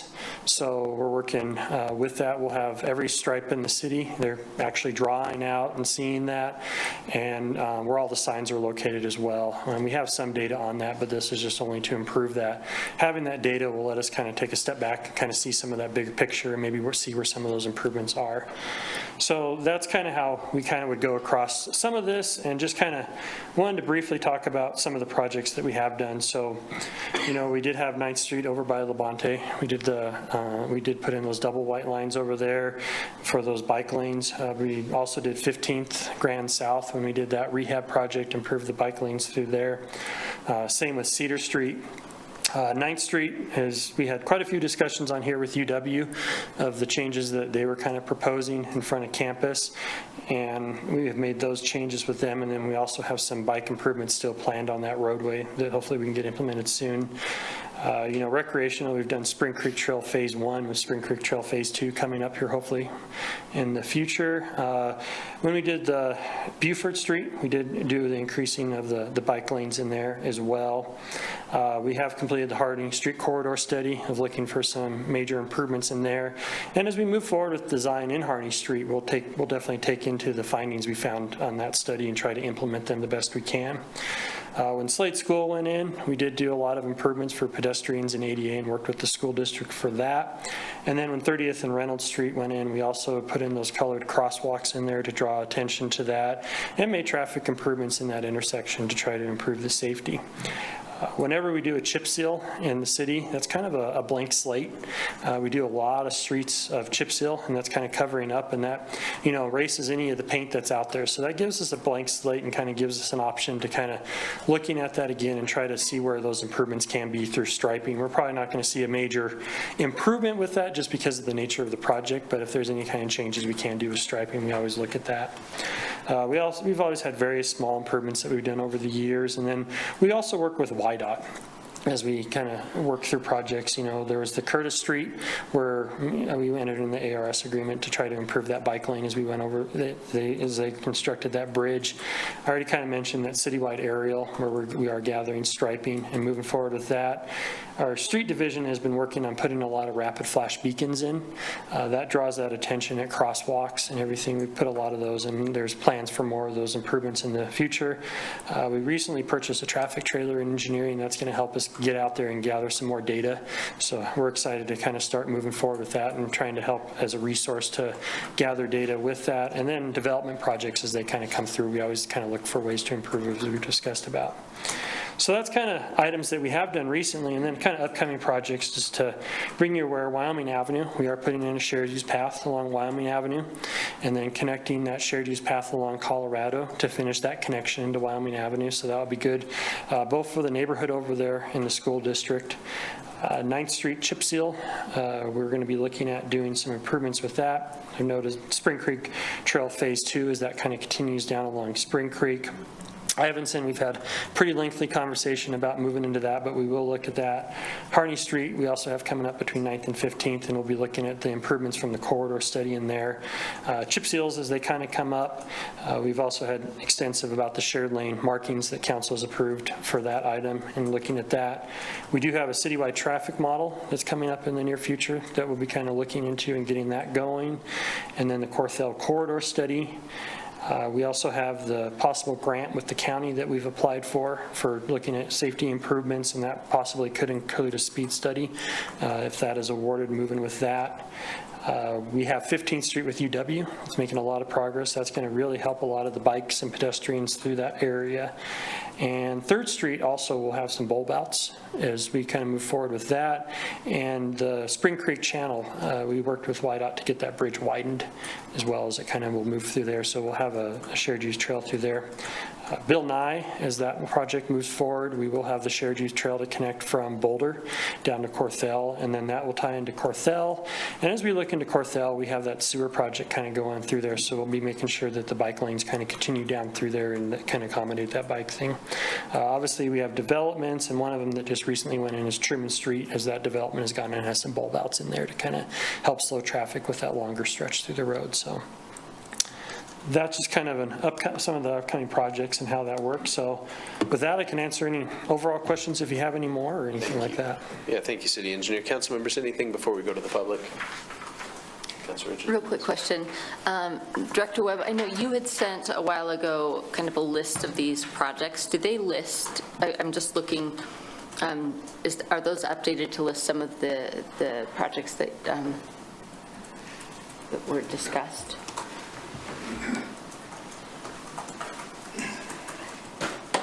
Councilor Richardson, through you, Mayor, I'm not sure which list you're talking about. Sorry, you sent us a list of links to like the ArcGIS for public works capital projects, the Laramie construction projects, the pavement projects. Yeah. So all those links are kind of the overall projects that are going on.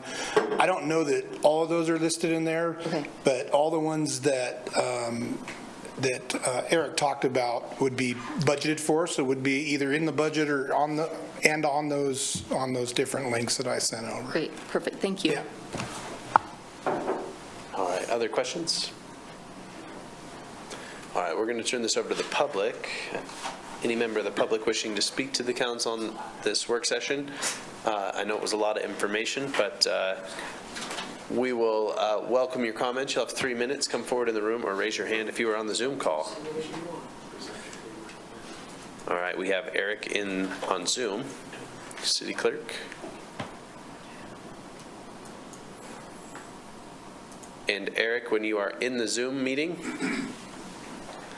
we will just need your camera on, and you will have 3 minutes. We'll need your full name as well.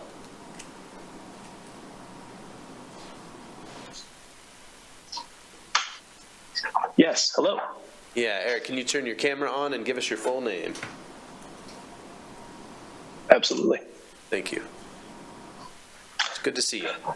Yeah, good to see you guys too. Hi, my name is Eric Milliken.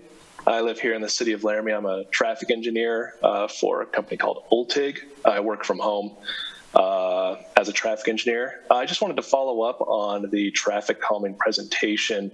A lot of the solutions you saw there had a lot of concrete and infrastructure there, but there are more cost-effective methods to put in traffic calming and to even just try and test traffic calming in certain areas. I was recently at a conference up in Montana where some Montana State University professors were giving a presentation on some just signing and striping and bollards and planters, just using the simplest non-concrete, non-curb and gutter, non-sidewalk items to create these traffic calming environments. Very cost effective. And they see the same kind of slowing patterns of behavior and the safety benefits using just striping and reflective bollards and planters that you see with curb and gutter and sidewalk in. So there are ways to implement cost-effective traffic calming measures in the city if you want to look for them. Another interesting thing I saw in the presentation was with these cost-effective traffic calming measures with just signing and striping and just bollards, they're also very malleable within the intersection, within the roadway infrastructure. They mentioned how they would go out and they would ask the fire station to bring their biggest fire truck out and to navigate the traffic calming as they had it set up with the striping and the bollards. And if there were any issues, they would adjust the traffic calming layout as needed. They also did this with school buses. And so there's a lot of benefits to looking at these kind of lower cost traffic calming measures when you're looking at traffic calming in a transportation roadway network. And yeah, that's all I had. Thank you, Mr. Milliken. Appreciate you taking time to be here. Any other member of the public wishing to speak to the council on this work session? Yeah, please, Nancy. For the record, we'll need your name, and you'll have 3 minutes. Thank you, Mr. Mayor. I want to thank them for the presentation. It's very well done. I've got hours worth I could talk about traffic. You know me. I wish our bike lanes were as sweet as those shown in Mr. Chapp's speed hump picture. I sent you all pictures of people not using what we have and trying to make it better. Why we don't have bike lanes out in front of City Hall, I don't know. Doesn't make sense to me. One of the main reasons people don't ride their bikes is fear, safety. So if we can make things better, we'll get more bike traffic, which will make it better for the people driving their cars, because there'll be fewer cars, less congestion. Okay, it all boils down to slowing vehicles. Preferably fewer vehicles, but slowing vehicles. That's the safety thing. That and connectivity. You can have a nice bike path, bike boulevard, bike whatever going through. If there's a break in it where, like using University as a commuter run downtown, 4th and University on a bicycle, it stinks. Get on your bike, try, the way the lights are timed and stuff, it's really hard to get across at 4th and University, and I do that at least once a week, and I hate it. But I don't want to take 3rd Street, and I'm on 3rd Street, so I'm trying to take 4th Street.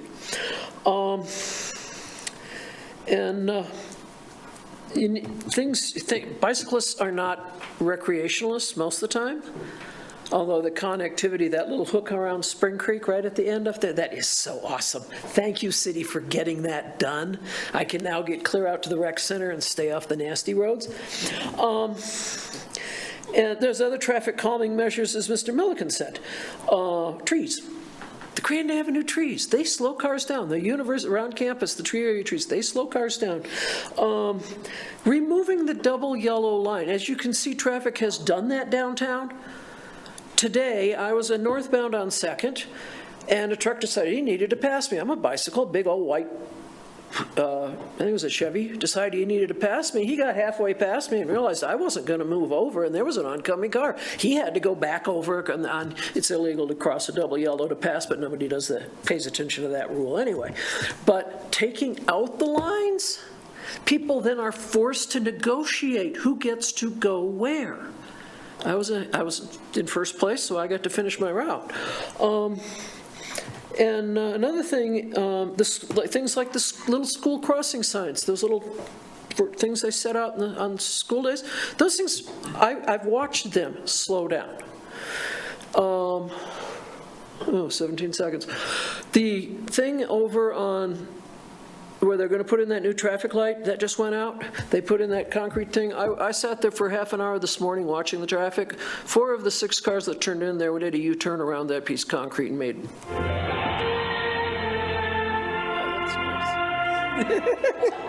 So thank you. I hope you will all look at putting in the bike lane. That's the end of my song, is what it is. I think we might be playing you off. Nancy, thank you. We'll sort out however we change that sound. Oh, that's awesome. That's awesome. It's better than beat. Yeah, there you go. Well, yeah, thank you for taking time to be here, Nancy. Any other members of the public wishing to speak to this work session? Okay. Seeing none, back to the council for any comments. Vice Mayor, please. I just want to say thank you. I think your presentation, it just helps to us to explore, to understand better how you look at it, what's required on your end. And I learn something each time that you all come here and present. So I just want to thank you for the effort that you put into them. Thank you, Vice Mayor. Councilors, other comments? Councilor Shumway, please. Thank you, Your Honor. It was refreshing to hear Eric Milliken bring us some great suggestions, solutions, not just suggestions, but solutions. I think it would be very valuable for us to follow up on that. Also, as always, Nancy Sindelar, she always has positive ideas and positive solutions. Appreciate the work that they do. They're very engaged in improving the community and doing the very best that they can for us. Again, thank you for the input that we received today. Thank you, Councilor. I would echo that. All right, other comments, council members? Thank you, City Engineer, sure appreciate it. All right, we will close our work session, council, and we're going to move on to council updates and comments. And I'm going to begin with you, Councilor Gabriel. I'm going to start on the other side tonight because I realized I've never done that before. Creature of habit. The 2 boards that meet in the summertime, the Tourism and Railroad Depot, are not meeting this month, so I have nothing to report on that. But let me think of something interesting. Jubilee Days, the rodeo, Sunday, was very good, very well done. Everything went so well. It was very nice to see the traffic come in and out. They got the new grandstands on the south end. They were nearly filled. And it was just a very good organized event for Jubilee, and I was very proud to be a part of that and just see everybody have a good time. Sure. Thank you, Councilor. Yeah, and then we, some of us took part in the celebration with the city manager, and also we attended the Pilot Hill Pie Social. Yeah. We did not get involved in the pie eating contest. We avoided it, Councilor. Thank goodness. But that's it. Thank you. Councilor Richardson?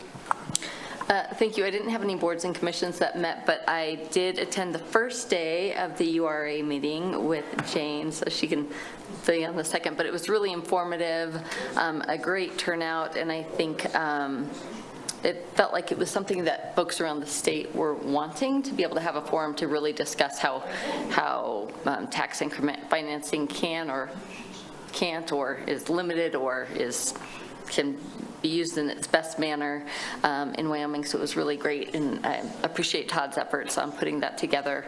And then the following day, Janine and I attended the Regs Committee meeting in Casper. Thank you, Counselor. Vice Mayor? Oh, sorry, forgive me, Counselor Newman, or else I'll forget to come back. I have no updates. I was out of town, so. Great. Well, welcome back. Vice Mayor? I have no updates. I have a lot of committee meetings coming up, so I'll have some next time. Great, and welcome back to you as well. Thank you. Yeah, I think the only updates I would have is I also attended the Pie Social and like 1,000 other things for Wild Gives Day. I hope you all found places to put your money on that day. It was sure busy. But that was a really pretty remarkably fun event. Let's see, and I attended just via Zoom the Regulatory Reduction Committee meeting as well. And they did not move forward with any recommendation on the preemption of our rental regulation bill, but it still goes to corporations at the end of the month in Evanston. Councilor Pierce. Yeah, so as Councilor Richardson mentioned, I attended the URA conference gathering Wednesday afternoon and then Thursday morning of last week. And it was an amazing turnout, and thanks again to city staff and Todd for getting that all organized. It was, I mean, we had a representative from the governor's office. We had folks from Wyoming Business Council. I think there were 8 cities represented all together. Laramie County commissioners. Yeah, I mean, the assortment in the room was really full of good ideas and, options. And understanding tax increment financing, I think, was really great to share other community plans and projects and how they used it. It was a great conference, and I was really happy that I went. And why? I mean, and we were the first to do it, which is really cool. And we had folks come here and spend some time in Laramie and a little tax collected, which is always, always kind of cool. And so that was great. And they're getting ready to, I don't know what to call it, but they too will be attending the Corporations Committee, because there are things on their agenda in a couple of weeks related to this topic. So having all these communities together, working together on the same topic, bringing forward these suggestions in unity, I think is truly amazing. So so that'll be exciting to have a lot of different communities there and have Laramie there in Evanston on just this topic. So I think that's good. And then the afternoon on Thursday, so I spent the whole day at the Municipal Operations Center, which was kind of cool, what I hadn't done before.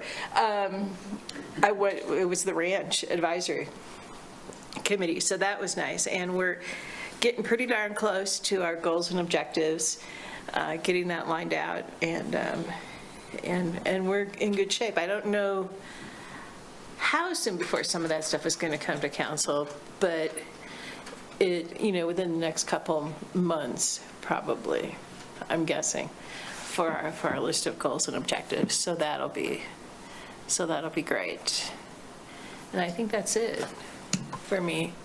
Thank you, Councilor Pearson. Will you pass along a thanks to the URA board members who helped put that together? And obviously we can all reach out to Todd on that as well with our thanks. But if you wouldn't mind passing that along to him for putting that all together. And Lisa Rich, she did her, she's a law professor, right? So she was great in front of the crowd and had a real interactive session. I mean, it was just amazing sessions and great attendance, a surprising amount of people, like I said, and in unity, so which was great. So that was nice. Thank you, Counselor.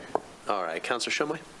Thank you, Your Honor. I did not have any committees or boards for the city this term or this cycle, but I did attend 3 meetings with other community boards that I serve on, and all of them share our concerns and interest in housing, homelessness, and also they're very concerned that, you know, we work together in having a positive outcome there. And by the way, as it's frustrating for us, it's frustrating for them that we don't have solutions that are rapidly, you know, fixing the problems, but I think we can, by working together, we can make increment improvements in what we do. Thank you, Counselor. Counselor Somerville's gone. City Manager. Mayor, I thank you for giving me a few minutes. I wanted to give the council a few updates. I wanted to let you know the WAM Board of Directors is continuing forward with its hiring process to hire a new executive director for that organization. Early interviews have occurred. A second round are being planned, and that will occur likely in August. And I think it's potential that by the end of August there could be a new executive director for WAM. I wanted to mention the URA conference last week. Todd and the staff in the city manager's office did a great job putting that together. I've heard nothing but accolades. So I wanted to acknowledge as well the work that the staff, not me, I was the only person in my office that day. But everybody else is down there making that URA conference come off, and I've heard good things all around. I also wanted to update you on the issue with our computer systems and networks last week. We were affected by the CrowdStrike global debacle, I guess we'll call it. And I was on the phone with our IT director in the middle of the night as IT came in and dealt with that. I have to tell you, though, you may be hearing more about this in the future, but I today asked to put the IT director and division in the queue to be one of our rock stars in coming months, because I think when you experience a crash of that nature in the middle of the night, fortunately it was in the middle of the night for us, but when your E911 systems are affected, all your servers are down, it could have been so much worse. And we managed to, I know I gave you an update, I don't know, like 5 in the morning or something. But at that point, I honestly had no idea if we were going to be functional, if we were going to be able to serve the public. And really what we found is we had almost zero impact to customer services and to critical infrastructure and operations. So our IT division, they rocked it last week. To give you some perspective on that, you know, a lot of times when we have an issue, you can send an update through the software and it'll touch all of those end hard drives and hardware and fix them. Well, in this case, every single thing that crashed had to have a personal touch at that end terminal by a human to make that correction happen. So fortunately, no bad outcomes, and IT just did a phenomenal job. And then the last thing I wanted to tell you is I heard an interesting statistic today in visiting with the HR director in our normal weekly meeting, and that is, and I was thinking about this afternoon, how notable it is. We are, for the first time since about 2019, fully staffed. And so it's easy when we all have our head downs for 5 years, you know, first with the cut in state funding in 2017-18, where we did not fill a whole bunch of positions, just let people early retire and left those positions open, thinking that'd be a 1 or 2 year thing, and then COVID happened, right? And then we did not feel confident filling those positions. We let them ride for another unknown period of time when we started, but it ended up being 2 and 3 more years. And so I'm really excited to tell you that we are staffed, and that includes not only full-time employees, but our provisional staff. So I don't know if you've noticed how amazing the parks look, but we have not been able to hire provisional workers to the level needed in probably 3 summers, and this is the first summer we have. So that's just really notable, and I think for staff, you can almost feel the sort of sigh of relief as maybe burdens that people have been carrying for many years have been lifted. So a fun piece of information from HR today. Thank you. Thank you, City Manager. And Yeah. Question, did you say the state's cuts to funding were 2017? I'm sorry, what's that? What year did you say the state made the cuts to You funding? know, I should go back and take I should clarify before I rely on my memory, but as I recall, I think it was around 2017. It may have, I can't remember if it hit our fiscal year budget for fiscal 17 or if it hit in fiscal 18. Thanks, I didn't quite hear you. We pushing allowed it. for some early retirement incentives and then just did not fill positions. Our community development director position became vacant, Parks and Rec director position, not to mention all kinds of positions throughout other departments and levels of the organization. Pardon? 13 positions, if I remember. I'm going to trust your memory, Counselor, more than mine, but it sounds about right. It was at least a dozen or slightly more, if I remember right. Thank you. Thank you, City Manager. All right, council members, we do not have an agenda to review because there's a fifth Tuesday. So everybody enjoy having a Tuesday not together. We can all, call each other in pairs and chat. All right, everybody. Thank you all. I'm going to go ahead and adjourn the meeting. Everybody have a good night. Thank you. Thank you.